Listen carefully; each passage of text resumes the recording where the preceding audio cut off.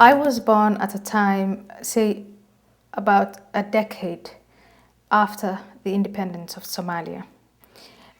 What I've always carried with me around that time is the impression of my parents and their generation, which was finally we're free from the colonial yoke. We can determine our own destiny.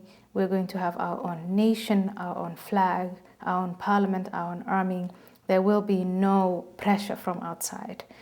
There was that. And I was born in 1969 on the 13th of November, and just the month before that, on the 21st of October, there was a military coup, which means for that generation in Somalia that looked so much forward to independence in less than 10 years, that dream of freedom was thwarted and disappointed.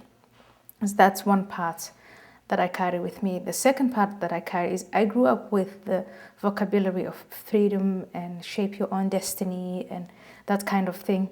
That was on a national basis, but it affected me individually as well. It also, my father was thrown into jail, which made my future and that of my brother and sister and other half-sisters different from children whose fathers were killed or whose parents were killed, or who went into exile immediately. My father escaped from jail and became a part of the opposition, Somali opposition in Ethiopia. And finally, when he escaped jail, he went to Saudi Arabia, my mother went to Saudi Arabia, and we ended up there. And I've always had the pull, on the one hand, towards the West, representing my father. He was educated in Italy and here in the United States, and he was all about individual freedoms and democracy and that kind of thing, sort of modernity.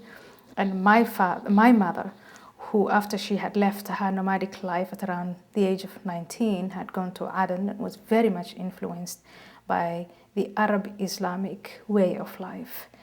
And going to Saudi Arabia for her was getting as close as possible to Allah and the Prophet and the Holy House and so on. And she was very happy that 1 year that we were there in Saudi Arabia. So that is, as far as surroundings shape the part of your age, the part of your life that is dependent on others, that was the context that I came out of.